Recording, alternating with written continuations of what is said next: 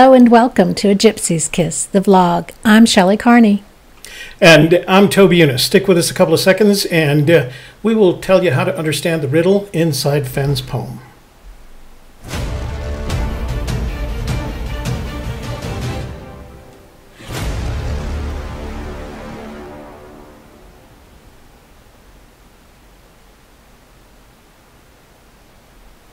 And you're back. And we're back with a lower third. With a lower third. Okay.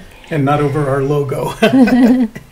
So, did you have a Merry Christmas? Happy New Year? I did have a Merry Christmas. It was a good one. How was yours?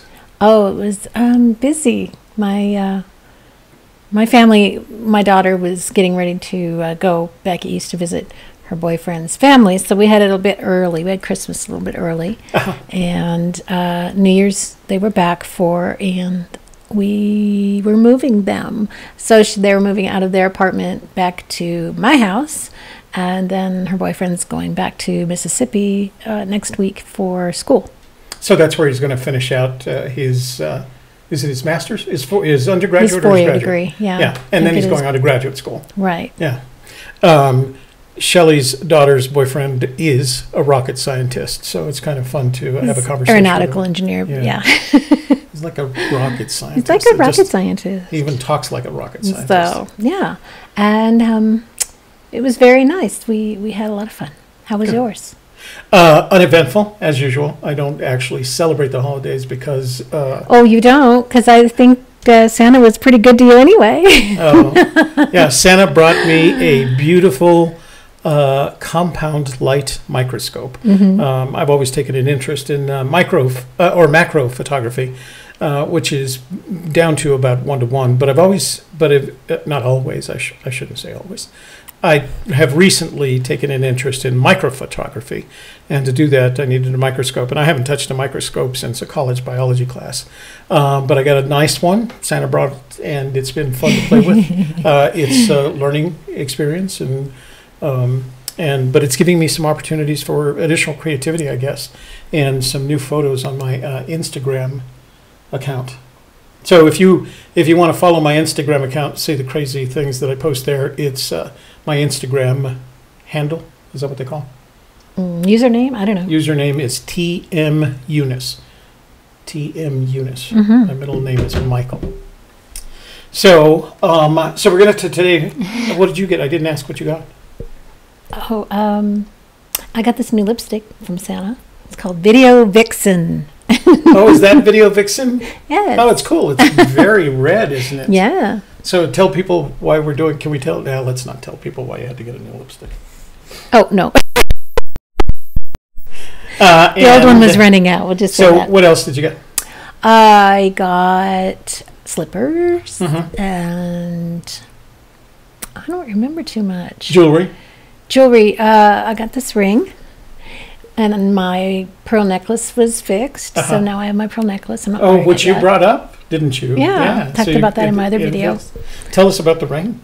Well, this is Helenite, which means it came out of Mount St. Helens, and a good friend of mine gave me that for Christmas. What else do you want to know? No, that's it. So we had a holiday party. Yes. At my place where we celebrated, where I brought together what I would call my best friends and the members of my family that live here in Albuquerque. And that was a lot of fun. There are pictures, again, there's pictures of that party on my Instagram account so you can see who was there. I was able to get a picture with 60% of me and 60% of my grandchildren, so it was kind of fun. Okay, so let's go on to the topic. I'm just going to share while you're doing this. Oh, we need to, do housekeeping. You want to Haven't done that yet? Well, let me tell you what we're doing. Okay, let's talk about that now. Okay, so understanding the riddle in Fenn's treasure poem. So I was sent a document. You take 1 week off and you forget how to do everything. It's been 2 weeks since we did it. And even then it was a video, I don't recall. I was sent this document by who I think of a friend. He lives in Texas. His name is Clayton Watson. Clayton was found our second treasure that was in Colorado. And rather than just keeping the money, he added to it and he hid it again. And we're going to talk about it then. And it's been about a month, I think. he sent me this document called Writing a Riddle Poem. And to me, it looks like the kind, does it have a, yeah, it's copywritten 2003 by Read, Write, Think, NCTERIRA. I'm not sure who that is, but it sounds very educational. And it sounds like the kind of document that a college English teacher would hand out and say, here's instructions on how you would write a riddle poem. Write a riddle poem for me. What's interesting is it uses a lot of the words that we're familiar with, like canyon and water and things like that. So I don't necessarily think there's a coincidence there. But when he sent it to me, I thought to myself, what would it be like to take and deconstruct or re-engineer Fenn's poem in the construct of this document? So that's what we're going to do in today's show. And in addition to that, after the show, when I post the video of the show on our Gypsy Kiss WordPress channel, I'm also going to post a link to this document, so you'll have it as well as we go through it. So now we can do housekeeping. that was damn good. So today's presentation will be followed by a Q&A. I'm very loud. Go ahead. Today's Q&A will be open so that you can ask about questions on any topic. We do want to start honing in more on the poem, but if you have other questions, that's fine. Volunteers for moderator. So we have Man in the Barn and Joel Lewicki and Jimmy Faster all here. So you guys already have moderator status. So if you'll continue to do that for us, we appreciate it. May I interrupt for just a second? I wanted to say thank you. I didn't finish out the year by saying thank you to Jimmy, Man in the Barn, and Joel for performing this for us. It's a real help, and I want you to know that we really do appreciate it. We're glad you're here. It makes our lives easier, and we think it makes for a much better conversation in the chat room. So please accept our gratitude for you taking responsibility for that. We really appreciate it. Yes. Super Chat. Super Chat is available for those of you who would like to give us a nice little incentive to keep going. And your name will pop up to the top with whatever question or comment you'd like to make along with your donation to our Super Chat fund. And those monies go towards taking more trips, like when we go to Denver this month. We're going to Denver on January 17th. Which coincidentally is my birthday. So if you want to super chat a birthday present, this would be a good time to do it. Absolutely. We'll actually see you twice more before we go to Denver. We'll be there for almost a week.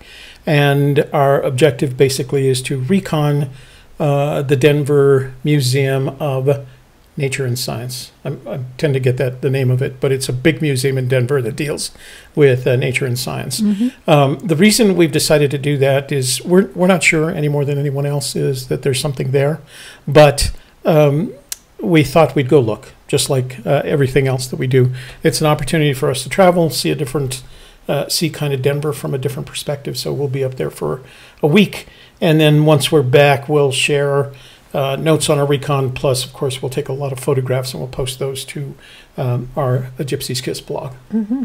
And yeah, we talked about the Q&A and the treasure. Let's hear about the treasure number 284. So again, this is I mentioned to you Clayton, who had sent me this document, and Clayton also found our second treasure, and when he found it, he added money to it. He added some more dollar coins to it, and he took out my business card to keep it our business card, our Gypsy Kiss business card, and he kept it as a souvenir, and he put his card in the box, and with the expectation that he would be contacted. Sometime over the holidays, he was contacted. You got to remember, this was in Texas, by the way.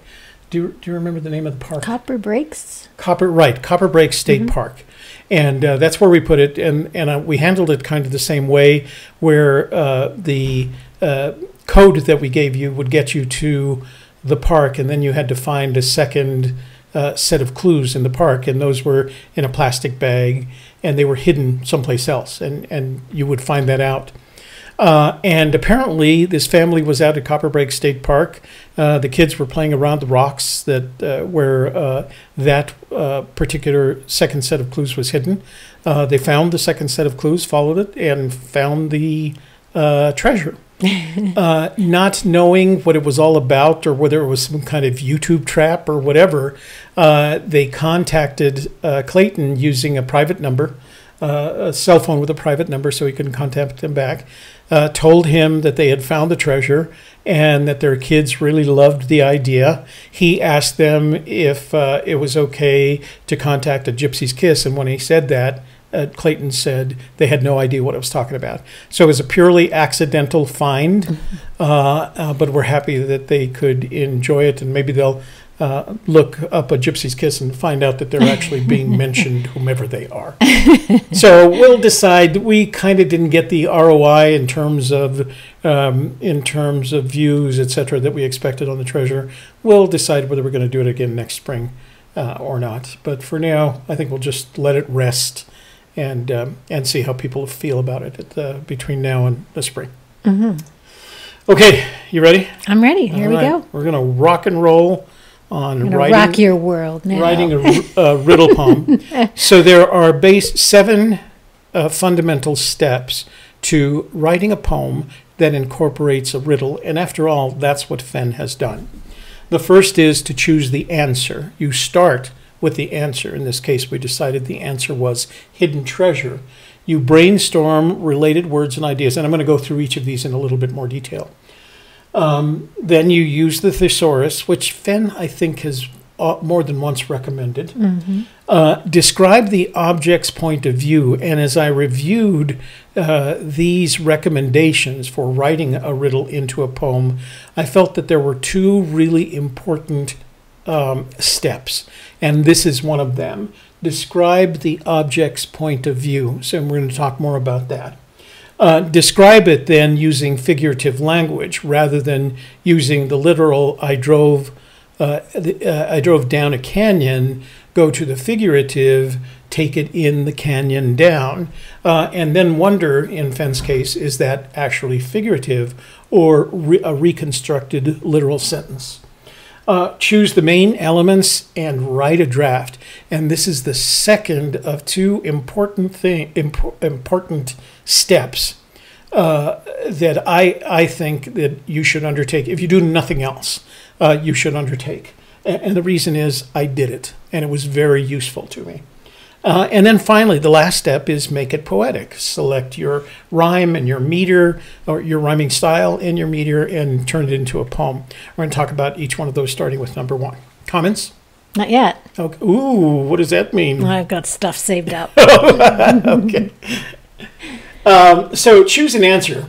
The first thing that you discover when you're writing a riddle to a poem, that concrete objects are easier to write about rather than abstract ideas. So it is a lot easier to write about a 10 by 10 by 5 bronze chest than it is about things like happiness and peace in the world, etc., which is interesting because you said...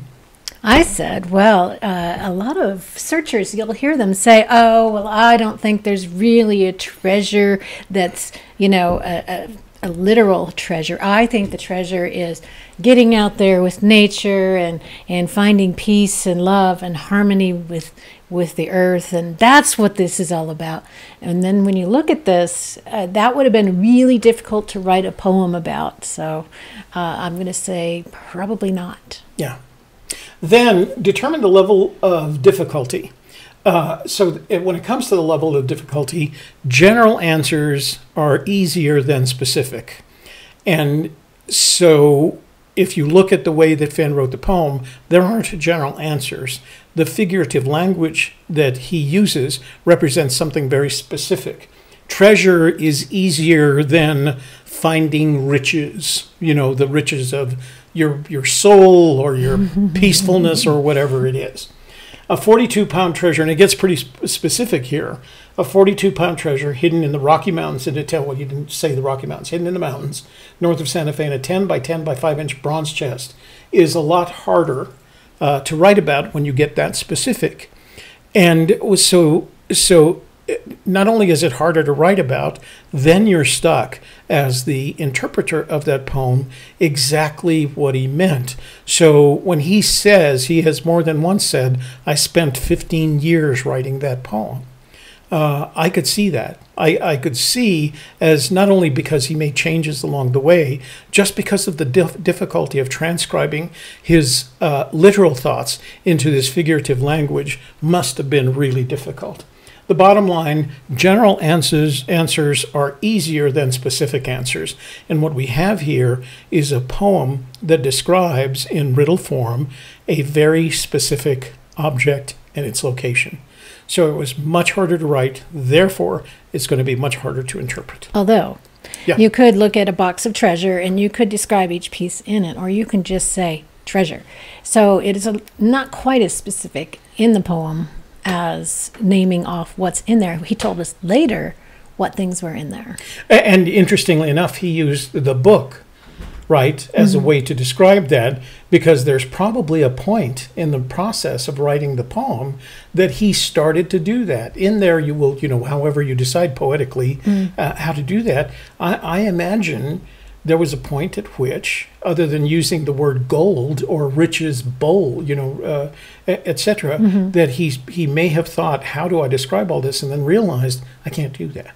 Otherwise, I'm going to end up with... Plus, he ended up taking things in and out, so the only thing that was stable was the gold. Right. And it had to be because it was in the poem. Right. So an interesting thought there is, if he had added nothing to the treasure except the gold, whether in the raw form, in nugget form or dust form, and the coinage, he would have still had a treasure that would have been a lot easier to describe. Maybe not weigh as much. So, second thing, brainstorm. And I think the important part of brainstorm is to create a list of ideas. Rather, I am driven back to my memories of brainstorming in various business situations in which I participated. And there was a whiteboard, and there was these large pads of 3 by 4 post-it notes, or 2 by 3 effectively post-it notes. Right. And we wrote ideas. We didn't write words. We weren't brainstorming specific words. We were brainstorming ideas and concepts. And we played those out, and then we'd sort them and we'd debate them down to their most elemental form. And that's kind of what we're looking for. So it's not just treasure, it's hidden treasure in the mountains, or a treasure hunt by amateurs, or searching for a treasure that has riches, right? So expand upon the ideas that you believe are in Fenn's head, and he incorporated into the poem. And it'll be, and I think the important thing, as I said, is ideas rather than words. And then create a list of ideas that are opposite to what your construct is thus far. What's the opposite of a treasure? Well, maybe it's a lottery, a game of chance, because it's very different from going out and looking for a treasure. The result may be the same. The odds might even be the same, but it's not getting out into nature and looking for a treasure. It's not something you can study for. Right, exactly. Not the lottery certainly, right. but if you were to play a game of chance like poker, like going to Las Vegas. Well, with the lottery, the only thing you can do to improve your odds is continue to play every week. Yeah. Right. And so think of the ideas that are opposite in context of what he was trying to do here, and then think about why he didn't choose that, why he didn't choose a drawing or a lottery. And I think having the opposites helps you solidly define what your words should be. In the end, as you put it all together. So now that you've brainstormed some of these ideas, it's time, and I think I kind of remember him mentioning this, at least someone important has, use a thesaurus. And of course that's really easy because you have access to the online thesaurus that can lead you from one word to the next, to the next, to the next ad infinitum. Treasure, words for treasure like cash, gold, and riches. And I just, by the way, these synonyms I pulled out of, I went to the online thesaurus, thesaurus.com. and pulled these words from him, and I started saying, well, okay, he used a thesaurus. Well, he told us he used a thesaurus. Yeah. He told us he looked up each and every word, that nouns were very important. Yeah. Alone, solo, isolated, lonely, bold, adventurous, courageous, fearless. And then look up some of the antonyms for those exact words: treasure, debt, poverty. And although I don't think of him, I don't think of Fenn as having lived a life of poverty, because I don't think he thinks of it that way.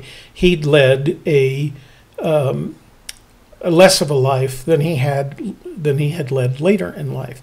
So that's important to him. could not have lived in poverty and done what Fenn has done. So I think that's one of the reasons to consider the antonyms. I don't think most people would consider it poverty if you always had enough to eat, and I believe that they did. So they always had food on the table, clothes on their bodies, and a roof over their heads. Mm-hmm.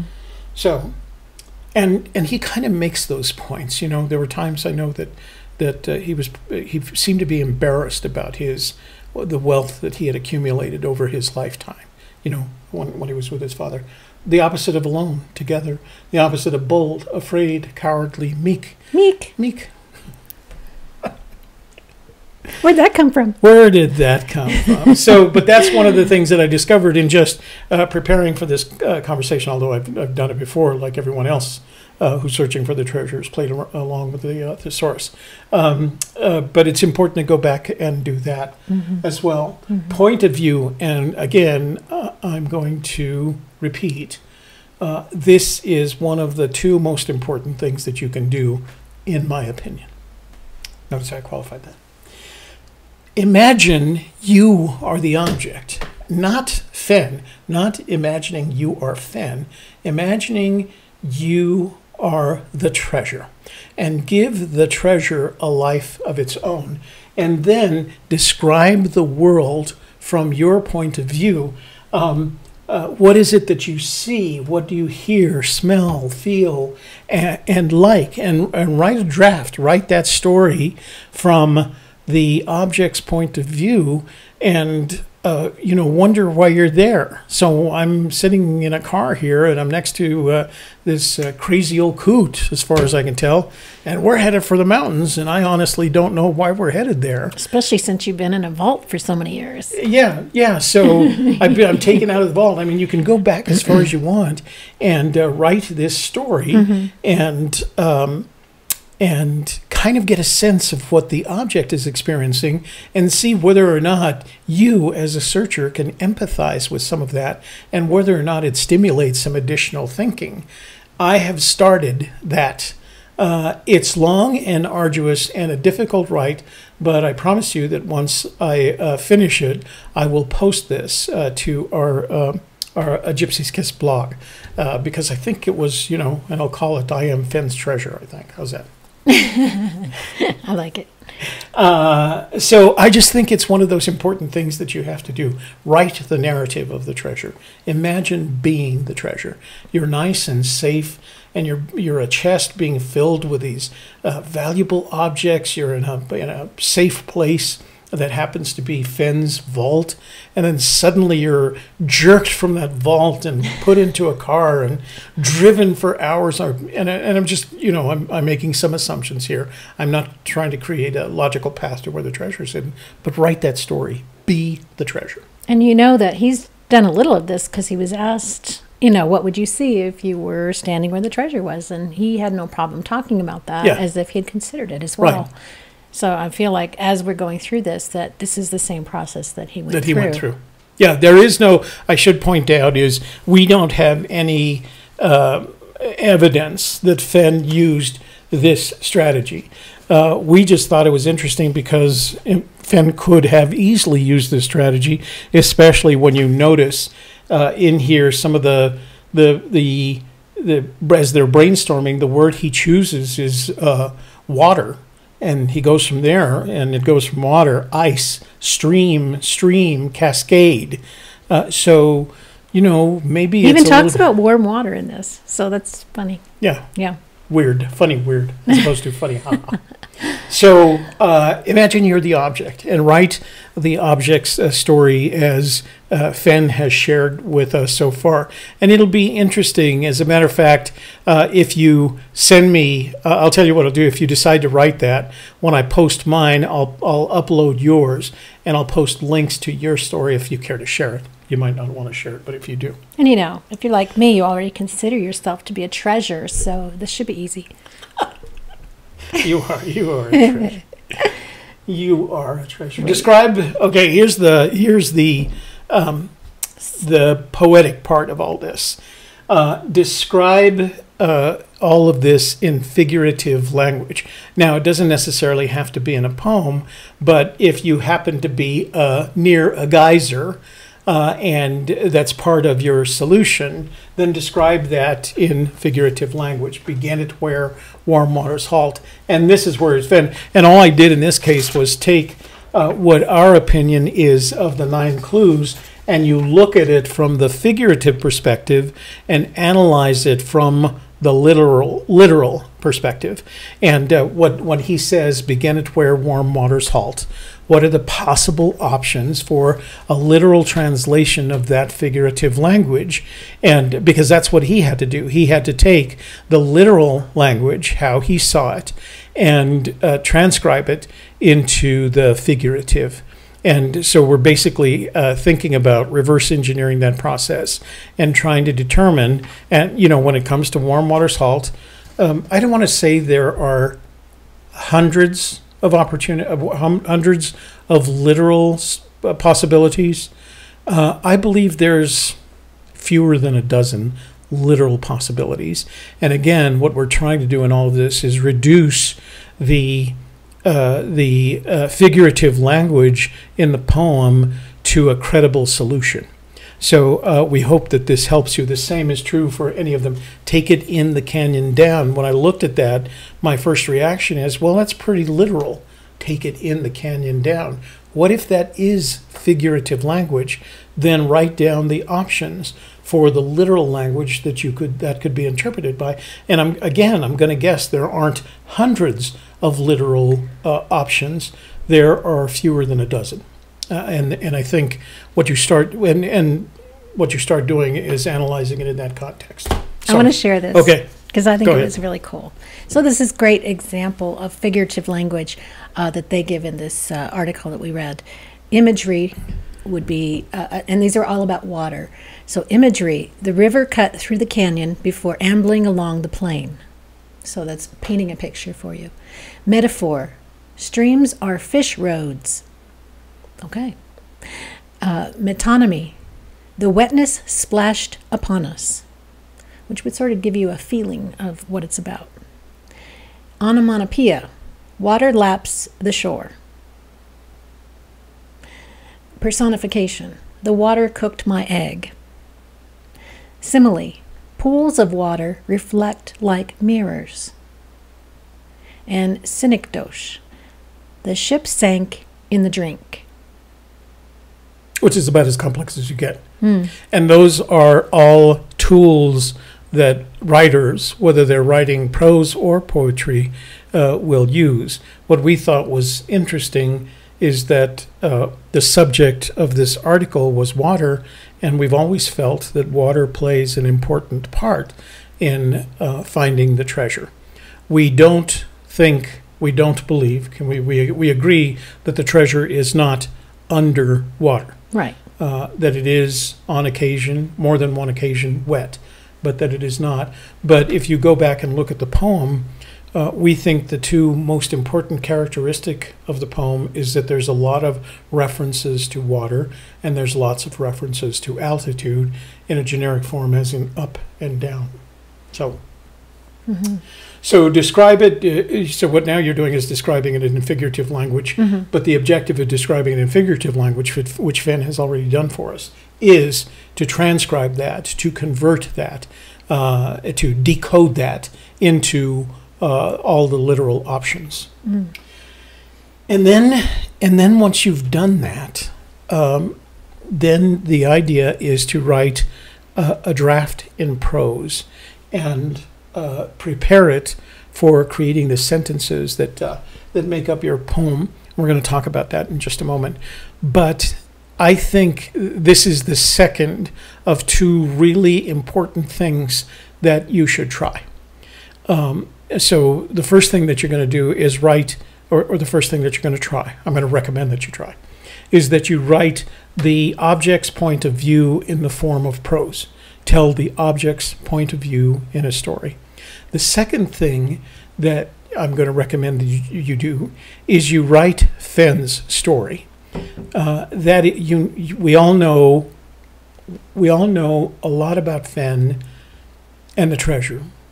The only thing that we don't know is the literal representation of the figurative language that he wrote in the poem. But I found it interesting, and again, I've started this. I haven't finished it. I kind of started it over the holidays, and then got busy with parties and playing with microscopes and other things. But I started writing Fenn's story.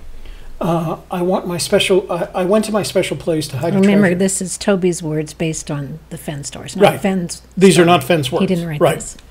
I was alone, so I'm the only one who knows where the secret location. The secret location. I started where the warm waters end and drove down a canyon. It wasn't too far, but farther than I would care to walk with that heavy load. I pulled up at the place where Brown was most dominant and got out of my car. I couldn't carry all 42 pounds, considering the distance, the climb, and the altitude. So I decided to make 2 trips. Now, that is one example of how it could be written based on my practical experience in writing and my personal writing style. I think there are as many variations of this as there are searchers, but it was a very illuminating process for me, as I had to imagine what Fenn would have written had he written all of this in a novel. And as you well know, there are novels out there that are being promoted, like Breakfast, Tea, and Whiskey. Pardon me? Bourbon. Breakfast, Tea, and Bourbon. Okay, sorry. It's almost the same thing. It's close enough. No, people who drink whiskey and drink bourbon would argue that, of course. So there are novels that are being promoted as treasure hunt, treasure search novels that are written in prose and not written in poetry and have riddles embedded in them. So what I found interesting was the process of, in this case, being the Fenn as opposed to being the treasure, and writing a draft of Fenn's story. And you can start as early as you want. You can start, when he gets cancer. You can start when he decides to fill the box. You can start at when he shares the treasure for the first time, etc., etc. You can start at the point that he gets into his, that he pulls the treasure. Maybe you could match the two. Write the object's point of view of what it feels like to sit comfortably in a vault for this many years, and then suddenly you're ripped out of the vault, and then write Fenn's point of view, and compare the two and see in that literal translation, the vision of your literal translation, whether or not there's more insight into Fenn's figurative process. I found this, again, very inspirational. I don't know if it's inspirational, informational. When you write anything, and of course I'm writing scripts every week, and I get to the point where I know I have a pattern that I do, and it always seems that I get to about the middle, and then I kind of get, I need a break because I don't know where to go from here. I don't know how to end this thing. And this happens a lot. So you might end up doing that as well. You'll get to the middle and you'll go, I don't know. And you'll have to look for some inspiration, to speak to the universe or whatever it is that you do to get inspiration. Go for a walk in the woods and get that inspiration as to then what happened, and where do we end up at the end, so that you could finish that story, because you'll find that you get into some sort of a morass in the middle where it's like, how do I get from here to there? And from personal experience, I can assure you that the middle, so every story, I've said this before, as a documentary maker, I know that every story needs a beginning, a middle, and an end. And the struggle is in the middle, and that's where most of the research has to occur. Beginnings are easy, ends are relatively easy. The hard part is in the middle, because that's where you have to have done your research. And the same is true here. So if you find yourself stuck in the middle of telling the treasure chests story, or if you find yourself in the middle of telling Fenn's story, then you need to do some additional research.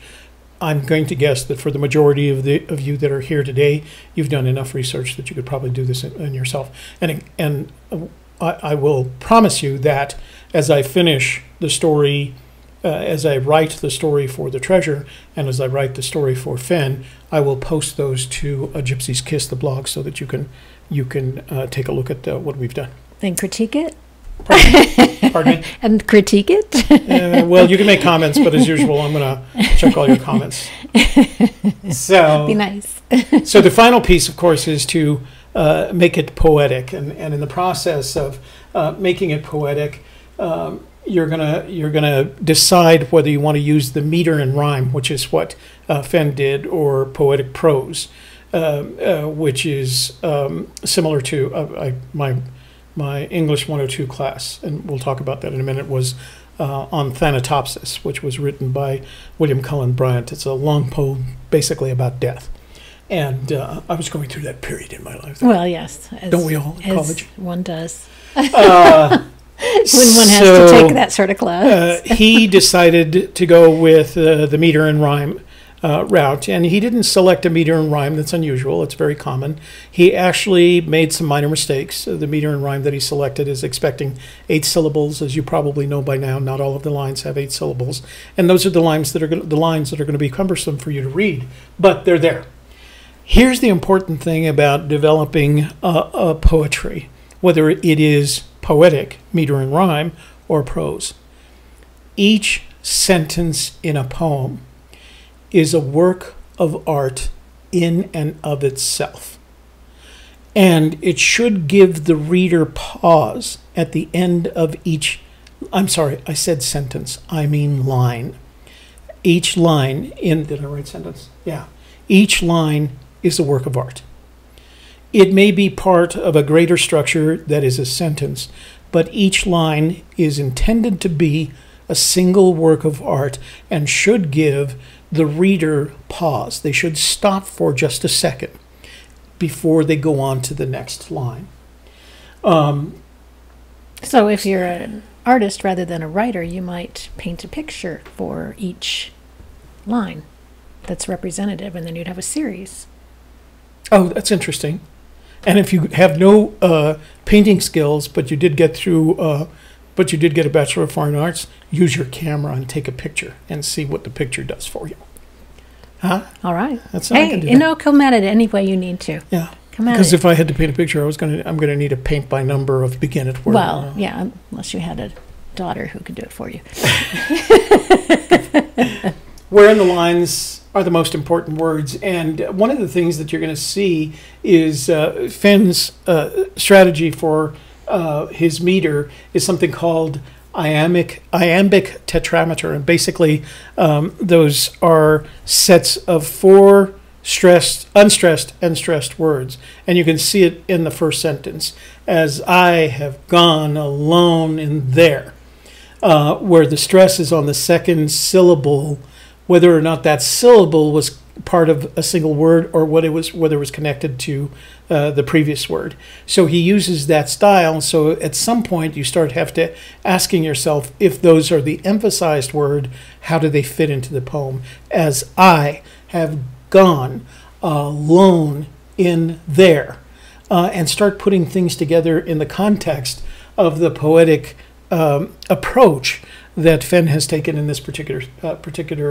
poem that he's written, and then decide upon a rhyming scheme. He of course does the A B C D E F, etc., all through all 6 stanzas, and then decide upon line breaks versus sentence breaks. Now, my first thought is that why wouldn't you take this and put this up here? At the beginning, decide upon your line breaks back where you decided that each line is a piece of art. But he had a reason for doing it that way. 6 stanzas, time 4 lines, time 24 lines, in the context of the 9 sentences that are of the poem. I'm going to state that in our opinion, there is nothing unique, there is nothing informational about the 9 sentences. We think that you should disassemble the poem and reassemble it into the 9 sentences and then read it as prose and see if it tells a story with a beginning, a middle, and the end, and an end. And if you haven't done that, go to a Gypsy's Kiss, the blog, at gypsyskiss.com, and there's a page labeled the poem, and I think I've already done that in there. Take it and take the lines, the 9 sentences, and put it together in a, technically it's 3 paragraphs, because an average paragraph is 3 sentences, and read it as prose, and see if it gives you some new insight into the 2 things, the 2 objects that we have an interest in, the box, the treasure, and Fenn. Okay, so those are the 7 steps that we're going to recommend. Those 7 steps are even more elegantly defined in here, and I will post that. I will post a copy of this in a Gypsy's Kiss, the blog, when I post this video eventually. And once again, thanks to Clayton Watson, who not only found our second treasure, but sent us this to turn it into a instructional show. Video. So the bottom line. Bottom line. Be the Fenn. Be the Fenn. May the Fenn be with you. But also be the treasure. Who he is, what he's accomplished, where he's been, when this period in his life occurred, how he did it, why he did it. Write Fenn's poem, and I think ultimately this is the recommendation that we're going to make. Write Fenn's poem. Well, I guess not right. That's too. Be your own poem.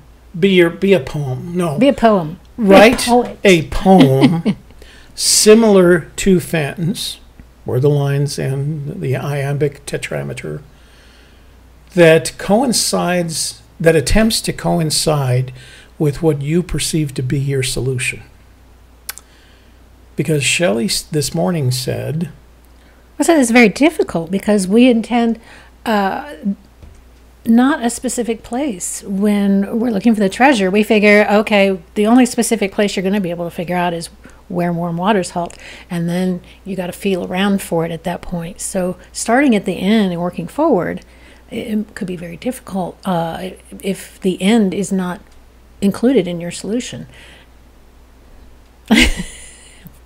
I think if you use this test, that is, can I write a poem, prose or with a rhyme and meter? If I write a poem that coincides in my solution, if I can't write a poem that coincides with my solution, do I have a credible solution? I think that's the question you want to ask. So you're looking at this as a proof. Yeah, proof of concept. Yeah, is your solution good enough that you could write a poem about it, or even a story?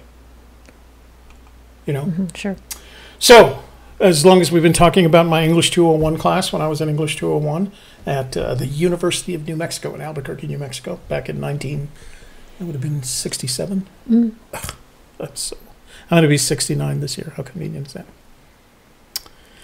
Oh, that'll get us. There goes monetization. 67, I was in elementary school. Yeah, because I was 5. Nice. So first grade, I guess. I was in my second year of college. English 201, at the beginning of the semester, one of the things that we were assigned was pick a poem and do a critical analysis of that poem, and we were given basically a format on which to follow the critical analysis, and then the expectation was at the end of the semester we were just going to get up and present our format. I had, again, the poem that I chose in my probably junior year of high school was Thanatopsis. It was the poem that I was most familiar with, William Cullen Bryant's Thanatopsis. And so I chose it, since we could choose our own, for this analysis. And I wrote a pretty good critical analysis of it. Got an A for that English 201. So I've taken that, and next week we're going to break down Fenn's poem in that same way. This is going to be a bit of a longer show because it was pretty complex, and we think it's very informative, and I think it's in line with what we are attempting to do over the winter months, and that is kind of focus on the poem, get this thing figured out, so that we can all go out in the spring of 2018 and one of us find that treasure. So next week we're going to take the poem and we're going to break it down like you would have if you had taken the same English 201 class that I did. Mm-hmm. And again, we'll after that show, I'll post my analysis, my critical analysis of the poem up to A Gypsy's Kiss. All right. So you can share in the experience. Well, thank you, Professor Toby. I don't know where I go from here. What's this? Oh, we're done. Oh, we're done. Q&A, baby. All righty. Let's see what we have. Wait, I have a question. You do. What time is our interview today? 3. Oh, great, we have time. Okay. So, I'm just going to read everything. Man in the Barn says, "Hey, Toby and Shelley. Maud is here. Thank you." Matt Harisco, hello from Ohio. Adam Foddy, hi, Shelley and Toby. I missed you guys. We missed you too. I think there's something going on between you and Adam. Well, no comment. He's one of my he's my biggest Patreon. He's my patron. Joel Lewicki, Happy New Year. AJ21, Happy New Year. Oh, and happy, may I? Yeah. Happy 2018 for all our viewers. We hope that 2018 is healthy, happy, and brings you all good fortune and prosperity. So, and yes. for one of you finding the treasure. How's that? Or us, which would be even better for me. Okay. Edward Owen, Happy New Year. Steve Gaghagen, hi, Shelley and Toby, Happy New Year. And thanks to the moderators. He also thanks them. Will William, hi, Toby and Shelley, Happy New Year. Edward Owen, when will Forrest Fenn Nightline interviews be? Do you think Forrest will talk about the treasure in that interview? We don't know. I have written Forrest on a couple of occasions via email and have not gotten a response. So my guess is he doesn't know yet. Either they will inform him probably when it is about to go live within a week or so. But we don't know the answer to that question. We do believe that the focus is going to be, because I think he would have insisted on that, that the primary focus will be on two things. Well, that's not primary. Primary focus will be on the new book and what it means. And the secondary focus will be on the state of the search and the convolution of it, because that makes for interesting news. That gives them a jumping off point to cover theirs. You know, that's a difficult search. People are dying, etc. It's still out there, we think. So that's going to be, I think, their hook, more than the fact that Fenn has published a third book. I don't think that we'll find anything new in the Nightline interview, other than to kind of reinforce what we already believe, and that is he is stepping back from, I'm not going to say stepping back from the search, he's stepping back from making the search the priority in his life. And we will tell you if we learn more, of course, as we did when Toby just found out more about the lure. We were asked about the lure and when it would be available to be seen, and you had posted something on that? Well, and I took a lot of flack for that. It was like referred to as clickbait. That was painful. So, yeah, once I found out from Thomas, and he let a lot of people know at the same time that the lure was available, I took and made a package that consisted of the link to the lure, which I guess we should talk about that. We haven't talked about that. So The Lure, the film that was done by Thomas Leach about Fenn's searchers, and was the film that we saw on May 18th of this year, of last year now, where we posted the Q&A. Thomas had been holding off releasing that to the general public until he went. I think Shelley mentioned in our last show that they were still going through the film festival process. He's released it now on Vimeo, or their VMX, which is their monetization channel. And it's available for $12.99, and it's yours for life. You can watch it as many times as you want. It isn't I don't think it's a download. It's a access to. When it came out, several people posted the fact that it had come out. I put together a package on A Gypsy's Kiss that includes the link to the film where you can buy it. It includes the interview that Shelley did with Thomas on May 18th when we were in Santa Fe. It includes photos of that night, that evening's event, and it includes a review of the film if you quite haven't decided whether you should go to watch it. And that's on A Gypsy's Kiss, the blog, and I think it's the second blog post down. But it's called The Lure is available for viewing. So go to it, and not only will you find a link there, but you'll find some additional information. Mm-hmm. It's not clickbait. And it isn't making us any money. It goes to Thomas and his crew and pays for all their expenses. Yeah, clickbait is somehow, I'm benefiting from it with other than, you happen to arrive. And let's see. Mary Green wants to know if we're going to do any video inside of the museum.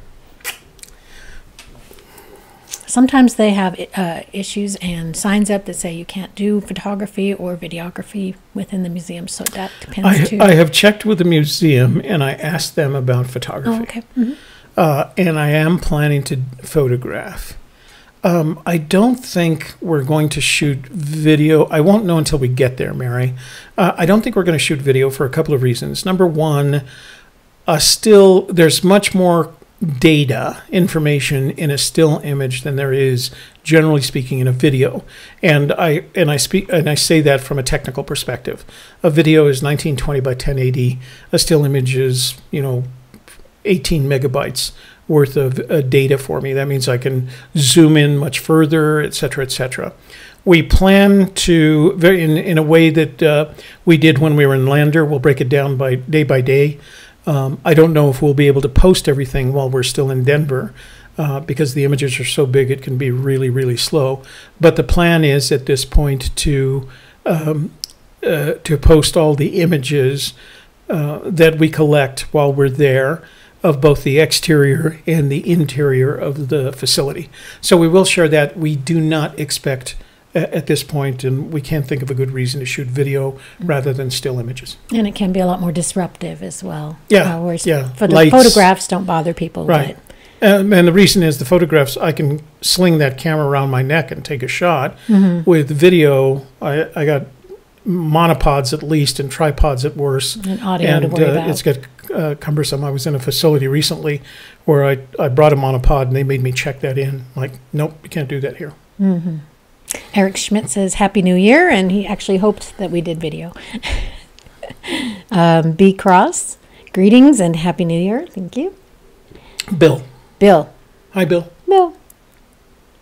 Andrew West, first time catching one of these live. Keep up the good work. Thank you, Andrew. Thank you for being here.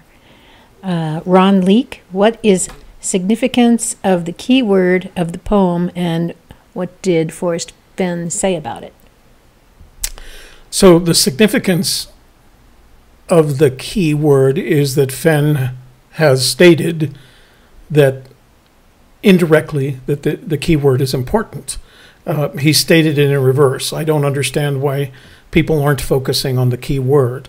I don't know necessarily, since Fenn hasn't told us what the key word is, then the number of possible words, how many words are in the poem? 180 something. So any one of which could be the key word. We don't know what the key word is. We can guess, we can assume, and if you build this exercise that I'm recommending to you, you might come up with a key word that's just so obvious. I mean, water could be a key word. Treasures could be, oh, that's interesting. Waters and treasures are both plural. in the poem. Either of those could be a key word, but what you need to do is take all the possibilities for a key word and play it out, right? Create a scenario where that is your key word, because until you do that, you can identify. I think the mistake is going to be when Fenn has said, people aren't focusing on the word that is key, then deciding upon a single key word. I don't think you can do that. I think you have to test each probably noun rather than verb inside the poem and determine whether or not that word has the potential to be key and how it is. As I was going through this, and Shelley noticed it, I didn't quite notice it in this riddle, but water is definitely the key word in this. And waters is mentioned, right? Are warm waters mentioned? Warm waters specifically. Yeah. Mm-hmm. Yeah. So you got to wonder, if you're going through this exercise that we recommended in this program, whether or not as a result of the exercise you identified a word that is key. It's key because Fenn has told us we're ignoring the opposite. He's told us he doesn't understand why people aren't focused on that. Mm-hmm. So we can assume A, that there is a key word, and B, that it hasn't been identified. So. And one of the questions I believe asked on November 2nd at the book signing was, is the key word within the poem? And that, I believe, is when Shiloh said that she asked about his stylist. Is that correct? Oh, yeah. Yeah. So that is that question itself is being avoided by the Fenn family. As almost every question. But he did come out and say that a couple of people have been focusing on a word that is key, and they seem to be the closest to figuring things out. So that's all I know. Okay, Mary Green. Ron Leek says, what is significance of the key word of the poem? What did Forrest... Oh, well, she's repeating his question. Because she didn't want us to miss it. And she also says, this is one of your best vlogs. So interesting. My brain is blowing up with ideas. Well, that's the intention, to get some fresh ideas coming in after this many years. So, we've been at this for, 5-6 years now? 7 by some people's count. So share this, if you think this is important. Share it with your friends who may or may not be subscribers at this point, so they can start learning in the kind of way that we're just learning. Mm-hmm. We're always learning. And until we find the treasure, we're always learning. We're always researching. We're always reconning. And I think it's important for us to share kind of our experiences so that you can learn from our experiences and go out and do some of these things yourself. It's not difficult to do what I've suggested today. That's right. And that's something you can do at home while it's snowing outside. Right. And that's kind of what we want to do. Steve Gaghagen, your depth into the treasure is unmatched. Have you ever thought about going on other treasure hunts like the lost mine in the Guadalupe Mountains? I'm just going to straighten your microphone there. Okay. Guadalupe Mountains? What's that? Yeah, well, obviously no. But we haven't thought about any other treasures. I don't think either. I want to go anywhere in a mine or abandoned mines. This is enough to, this is consuming pretty much everything we do. We put a lot of effort into our research. We do have other lives, of course. Shelley has her family. I have the things that I do. And so it's not the only thing that we do, but it's the only treasure hunt that we're on. And I think because we've invested so much time and effort into it, it's hard to even consider anything else. Mm-hmm. And one of the big reasons is, can you imagine, in our case, I started in 2012. In our case, 6 years worth of effort into another treasure to be where we are, which is, I don't know, that we're any closer to this treasure than we were 6 years ago. So no, we haven't considered any others. Mm-hmm. We want to focus on this. And I think the prime example of people going to other treasures is the search for the treasure, the Lost Dutchman Mine in the Superstition Mountains, which is now more than 100 years old. And nobody's any closer to it. So This is enough for us. And I'm an old man, and I don't have time to focus on other treasures. Well, just like shop local, it's treasure hunt local. We're in New Mexico. Oh, we have access. New Mexico. Right, exactly. Fenn's in New Mexico, so it's a little bit easier to stick with this. I forgot to tell them to write AGK in front of their questions. I did that. Oh, you did? Okay. They're doing really well with that. Thank you. Edward Owen. Shelley, could you repeat the different writing tools ideas you mentioned earlier? Thanks. Okay. So these were different types of figurative language, and I'll just read it one more time. There's imagery, like this. The river cut through the canyon before ambling along the plain. So imagery is painting a picture for you. Metaphor. Streams are fish roads. So really just another way to look at it. It's very different. Metonymy. The wetness splashed upon us. So we're getting a feel for things. Onomatopoeia. Water laps the shore. Personification. The water cooked my egg. Simile. Pools of water reflect like mirrors. So using the word like and comparison. Comparisons. And synecdoche. Am I saying that right? Synecdoche or doch? Synecdoche. Synecdoche. I'm sorry. Get a little German going on in there. The ship sank in the drink. The ship sank in the drink.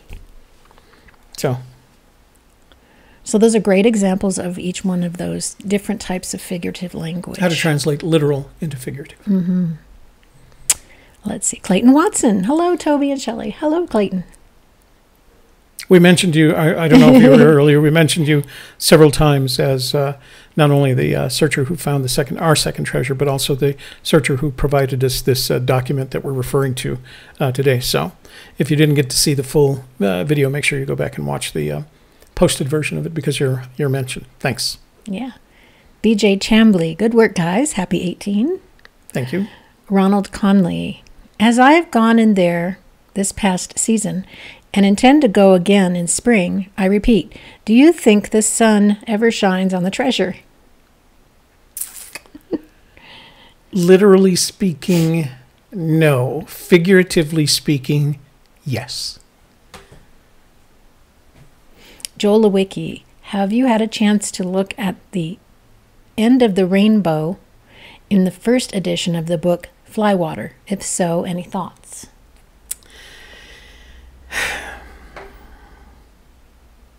So, like everything else, Fenn compiled his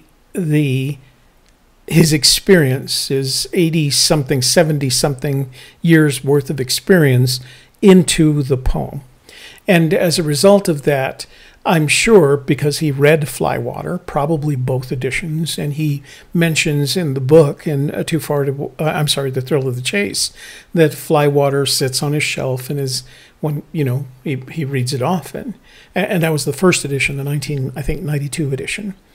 I think by Fenn's nature, he is a borrower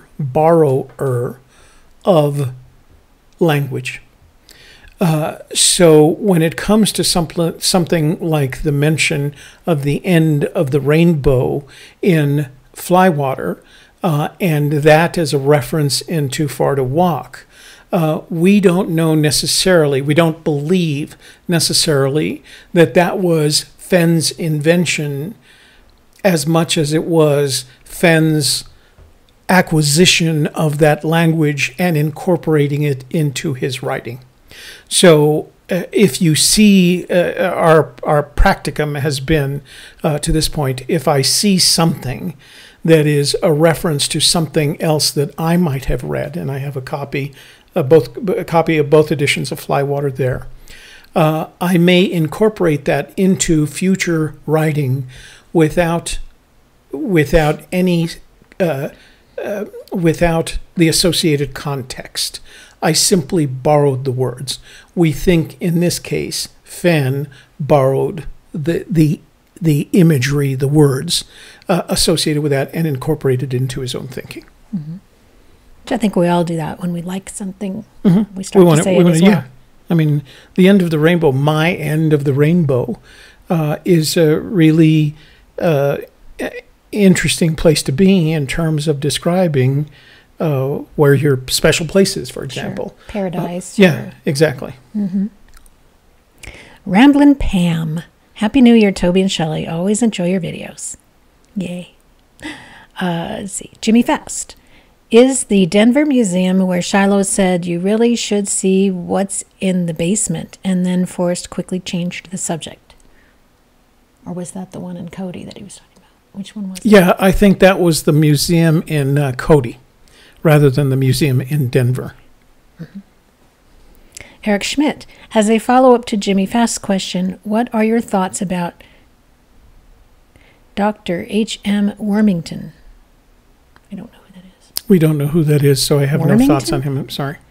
Okay. Here's why I think the Denver Museum is interesting, and why it should be reconned, and that is Colorado. And this is not meant to imply that we believe that the treasure is in Colorado, but Colorado has a very strong basis of archaeology, paleontology, anthropology, geology, and other ology sciences.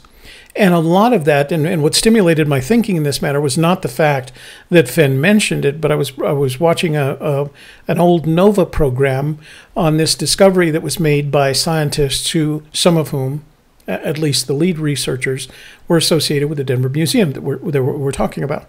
And it was a paleontological he's got to take that. Paleontological discovery that was made in Colorado, and all of that, of course, is in the museum, the Denver Museum. And so we just want to go, and that's Fenn is associated with a lot of those things. So we want to go back and see that. So hang on, I'm going to have to figure out where Shelley was in the Q&A here. Let's see if. Oh, okay, got it. Yes. I told him I'm doing a live show right now. I'm hanging up on you. Okay. Because it wasn't important. Nice. Is this an emergency? Is this urgent? No. All right. So I just answered the question about why we're going. Well, it wasn't quite why we're going to Denver. But. All righty. So, Alan Grosh, Grosh, I'm not sure which. This is so intriguing to me. Just found out about the poem and the treasure a few days ago, and I've been binge watching your videos. You guys both have lovely voices to listen to. And then he has a question. Fenn has said that a child may have an advantage in solving the poem. Do you think you may be reading too much into it? In my opinion, the initial "Where Warm Waters Halt" is the most important clue and the most vague. So, Fenn, I'm not sure if it's the most important. Fenn has said it is the first clue. And I think what makes it important, if it's the first clue, is it gives you a starting point, and that's where the conclusion that we've come to as a result is that it has to be geographically specific. So in that sense, it is important because Fenn has also said if you don't get the first clue, don't waste your time. Stay home and play canasta, was it? Something like that. Just play canasta. So we can agree with you on that. The first part of your thing, I have, and I think other people have I've given the poem to children and asked them their thoughts about it, and it collapses real quickly. It is of no interest to them. It is confusing to them. These are the same children that I have taken out on several occasions to go fishing and camping, etc., etc. And I think Fenn could have paraphrased that and agreed with you. Don't make it too complex. If you see it simply as a child would, then you have a better chance of finding where the treasure is. But I don't think that means ignore the difference between figurative and literal language. We think the language in the poem is figurative and that it represents the literal. And we don't think ignoring the figurative is, we don't think saying that the language in the poem is figurative is childlike. We think you have to translate the figurative into the literal. And I suppose thinking like a child, but being the adult that's about to find a $2.3 million treasure. Well, and I think that and I'm supposing that Fenn has an idea that children have a greater imagination than adults, and I believe that's what he's referring to in this case, is that you have to have a good imagination in order to figure out the figurative language that he's using. Well, the other thing about the child metaphor that he uses is that there's some sense that a child's imagination is not as limited as an adult's imagination, because you're going to allow yourself, as an adult, you're going to allow yourself the practicality of, I can't carry this 42-pound load. I have to do it in 2 trips. Mm-hmm. And a child would see that concept completely differently than an adult. And so I think what he means by that, being thinking like a child, is what you said. That is, allow your imagination to expand without being constrained with things like science and reality and, mm-hmm. you know. Children are also very persistent. I taught preschool for a while, and I would play with the children. And when they were playing houseboy, you didn't stop. Yeah. You know, they wanted to play all day. Yeah. And they had their rules, and they had their world set up, and this is where you fit in. And they were very persistent about that. So I think that's another way that they use their imagination to create a world, and then they stick with it. And I go back and imagine or recall my childhood, which didn't have the little texting machines. We had to make up our own worlds in mm-hmm. order which to play. And I remember the worlds that we created, and they weren't space worlds. They were very practical cowboy worlds, and they were cowboys and army and army worlds. Yeah, those are what we played. Because that's what you knew. Right. You read your comic books, or you heard the radio shows, or whatever. Then right. You build upon that. So we built our worlds upon that, mm-hmm. and the imagination was unlimited, you know, and or not limited by reality. So right. Maybe that's closer to what he means, rather than bring a child in on it. Yeah. Okay, Kyle Lambert, have you guys seen the last email I sent you a while back with the imagery from the poem on a map? Did you get that? Yes, we did. Okay. Thank you. And Timothy Alkire, how do you test your keyword? Did we already talk about that? Well, we didn't. We didn't talk about testing it. I think what you have to do to test it is kind of play out this scenario that we described here. If it's a keyword, the implication of the phrase keyword is that a keyword is something that, and I'm just thinking as a code breaker here, a keyword is something that unlocks something, whether it is a phrase or some sort of code that's embedded in the poem, or just an understanding of how the poem is constructed. So I don't, while there are ways to test a key when you're building a code, you know, you can feed it to a computer and it'll test it for you ad infinitum until a solution arises. I don't know how you test a keyword until you do this exercise. If you already have a keyword and you haven't done this exercise, then you have to question whether or not you have a keyword. Mm-hmm. I don't think like they did this on water. You could pick water, or you could pick treasures, and you could run through this whole thing with each one of them. Exactly. Yeah. Yeah. What are you hiding? I mean, the more and more I thought about it as I was writing this, is treasures the keyword, because it's the object in this poem that I want to write about. So if you didn't see the beginning of this program, once we post it, and YouTube processes before it actually posted, go back and see the beginning where we talked about how you determine what the object is, the object of the poem is. So in my sense, the answer to your question, what's the keyword? It's the object in the poem. That's treasures, and now you have to test that. Now, that's purely hypothetical. I'm just creating an example for you. Steve Rimple, you have discussed the poem and clues relating to it having longevity. Do you think it's possible that they do not have the shelf life we believe they do, hence the treasure being there 1,000 years from now? Oh, that's an interesting question. So the treasure will likely be where it is, assuming that it hasn't been found, will be where it is. My question, and I don't know, as a matter of fact, if you look at a couple of videos a while back, we were concerned about the length of longevity of the longevity value of the clues in the treasure. We think there's a point at which, just by the nature of the planet Earth and the people on the planet Earth, that if you're describing a canyon down, and I'll use Cimarron as an example. 80 years ago, the road that leads through Cimarron Canyon was a dirt trail. Now it's a 2-lane, pretty oftenly used highway, which creates more access on the highway. Plus, it creates more access. Cimarron now gets. When I was fishing with my father before I was 11, Cimarron was remote. We didn't see a lot of fishermen there, and it made it easy for my father to catch the fish that he wanted to and return them to the water. Now you go up there and it's stressed. It's what I would call a stressed waterway.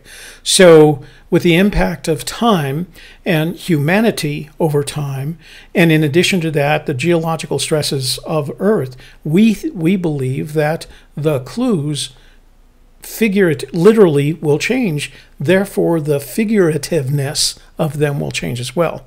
We do not believe we don't think the clues, either figuratively or literally, have 1,000-year shelf life. We think the clues have 100 to 200-year shelf life, because in 100 to 200 years, Yellowstone is going to be different, Cimarron's going to be different, the Rio Grande's going to be different, all of that's going to be different, just because we're going to have a massive amount of humanity, assuming, of course, that we're not hit by an asteroid in that time. So, or the dinosaurs come back. Or the dinosaurs return. Let's see. Kevin Stun says hello from Richmond, Virginia. Richmond. Well, I love Richmond. Richmond's a wonderful old-style southern town. We used to go down there to play soccer all the time when I was living in Fairfax. We used to live in Chantilly, Virginia. So Eric Schmidt is clarifying for us that Dr. H.M. Wormington's research on the Folsom Points is what put the Denver Museum on the map. Oh, all right. Well, I'll make it a point, Eric, to capture in imagery whatever we can regarding that matter. To me, the Clovis Points are more important because there are several collections of the Clovis Points in the museum. I don't know where they are. I mean, I've only looked at the map of the museum. That's why we're dedicating literally 6 days to us being there. We think there's a lot to be researched, and we'll photograph it all. Mm-hmm. And Alan Grosh says, thank you for responding. My pleasure. Let's see. Andrew West, you skipped my question. Oops. Have you guys considered the Colorado National Monument? I'm sorry, I did see that and I just did go by it. The Colorado National Monument. No, we haven't, but only because I've never heard that phrase before. I don't know what the Colorado National Monument is. So we'll have to... And again, we try to stay away from national monuments because they're so protected. So just even video recording or national monuments have a complete national monuments, as opposed to forests and parks, have a completely different definition of their utilization than do other national or state properties. National monuments, like Chaco Canyon, for example, are very specific. Don't dig holes. Don't hide stuff. Don't take stuff. Anything, don't take anything. There's no sharing it. We own it, and you go to jail. Yeah. And we own the truck that you drove onto the property with. And the same is pretty much true of tribal lands. They have completely different definitions that put you in a different place. So, but I don't know what Colorado National Monument is. So let's see. Richard Hunter says Fenn didn't say keyword. He said 2 words, right? Keyword. He didn't say keyword. Word that is key. Word that is key. So they were split up. Yeah. Let's see. Timothy Alcar says, Shelley, you are correct. If Fenn said that imagination will be what finds the treasure. So, Andrew West, where can you plug in a keyword as a cipher to the poem? Ooh, good one. So when I first, because of my background, when I first got into the search for the treasure, I invested almost a year's worth of that strategy and concluded at the end of it, both because of my research and friends of mine, associates of mine who I incorporated into it, who had access to computers, that there was nothing there in terms of a keyword versus or a keyword to a cipher inside the poem. So we haven't done anything with it since. And Home on the Range, Marvel Gaze, and Worth the Cold still baffle me. Not really a question. Don't feel bad. So do they, everyone else. Yes, well. Merwin Horner, does anyone know where Forrest Fenn had his chemo? Was he in Santa Fe? Did he stay in the state? We don't know, do we? Is what? Chemotherapy. Oh, chemo. I was thinking like the chemo theater downtown. Sorry. I don't know the answer to the question. I'm assuming that all his therapy took place in Santa Fe. The hospital in Santa Fe is a very good one.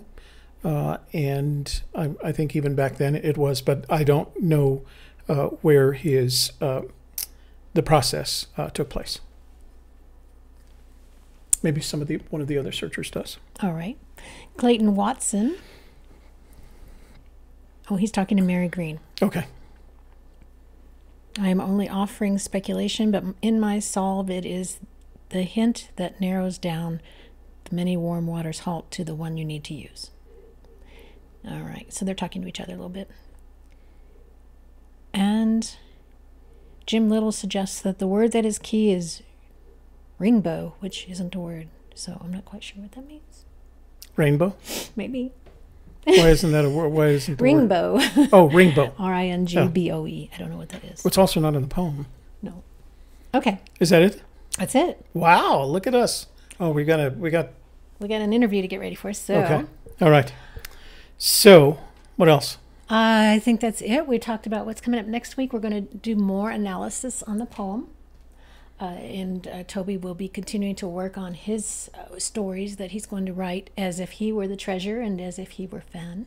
Mm-hmm. And I might give that a go as well once I catch up on all my other work. All the other work that we've done. Too much partying over the holidays. So, but my other channels continue to move along. So if you're interested in watching one of my other channels, I have Wisdom Included, where we share personal stories, support, and advice, especially for women and entrepreneurs. And then the softer side, which is relationship coaching for men. And I've got some great topics coming up soon. This week, we're going to talk about changing and resolutions and things that you want to make happen in your life. And next week is flirting. So look forward to that. Flirting? Flirting. I'm not very good at it. So I'll need that just to get some lessons. What else? So next week, we're going to do the English 201 analysis of the poem. We'll be back live next week. The following week, will that be close to when we head for Denver? So we have 16th, yeah. I think we have 2 more shows before we go to Denver. Mm-hmm. So maybe that show before we get Denver, we can talk about that a little bit and maybe do some Q&A. Yeah, and if between now and then, if you have specific things that you know about the Museum of Denver that you'd like to share with us and say, you definitely don't want to miss this, then go ahead and send us those messages in the comments, or actually send us an email. Send it. If there's if there is something of interest to you, like Eric mentioned, over Warmington, HM Warmington. If there's something that you have an interest in that you'd like us to check out, we're not going to spend our whole day checking your stuff out. But if there's something that you think might be of interest to us, send us an email, gypsieskiss@gmail.com, and we'll make sure we incorporate that if we can into our recon. So, what else? That's it. We're good. Dropping the lower third. All right. Thank you so much for watching today and for all your questions and comments, and Happy New Year to all of you. And for a Gypsy's Kiss the vlog, I'm Shelley Carney. And I'm Toby Eunice. Thanks for watching. We'll see you next week. Bye-bye.